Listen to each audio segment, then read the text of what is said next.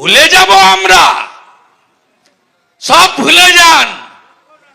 ভুলে যাবেন, ভুলে যাবেন। এই মুখ্যমন্ত্রী বলেছে ভুলে যেতে।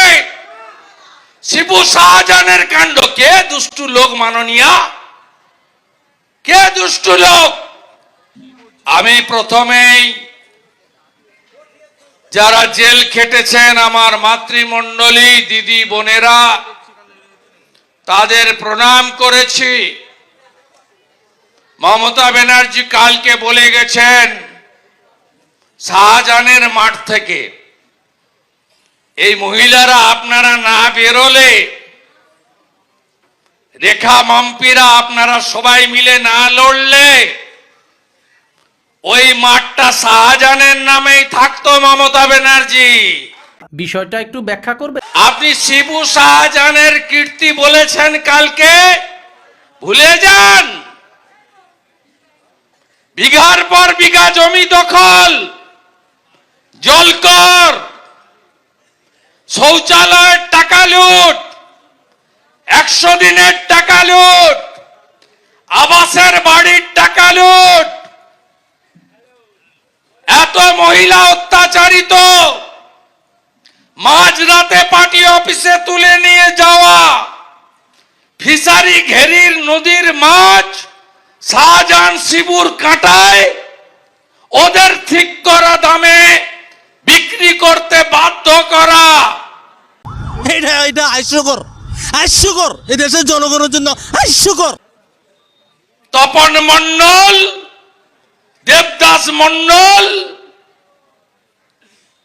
ভুলে যাব আমরা, সব ভুলে যান। ভুলে যাবেন, ভুলে যাবেন। এই মুখ্যমন্ত্রী বলেছে ভুলে যেতে। শিবু শাহজাহানের কাণ্ড, কে দুষ্টু লোক মাননীয়া, কে দুষ্টু লোক। সবচেয়ে বড় যদি দুষ্টু লোক থাকে তার নাম এই রাজ্যের মুখ্যমন্ত্রী মমতা ব্যানার্জি। নিঃসন্দেহে তুই ঠিক কথা বলেছিস। বাকিটা বলছি একটু পরে। জেলা সভাপতি তাপস ঘোষ, বিভাগ কনভেনার মান্যবর কৃষ্ণেন্দু মুখার্জি সব দিন আপনাদের সাথে থাকেন।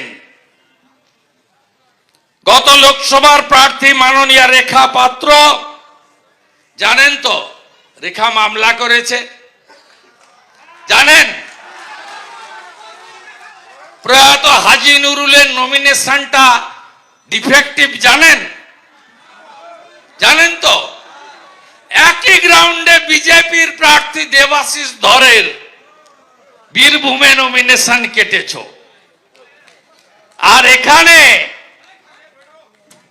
মমতার পোষ্য আমলারা রেখে দিয়েছ।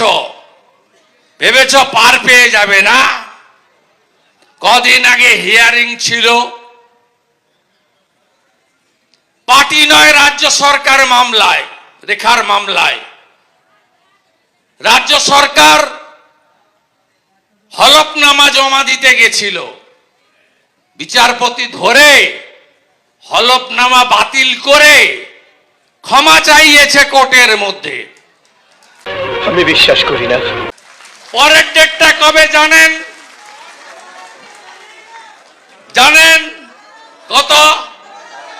15ই জানুয়ারি। নিশ্চিন্তে থাকুন, এমপি বিজেপির হবে, বিজেপির এমপি হবে। ঠিক আছে, ঠিক আছে।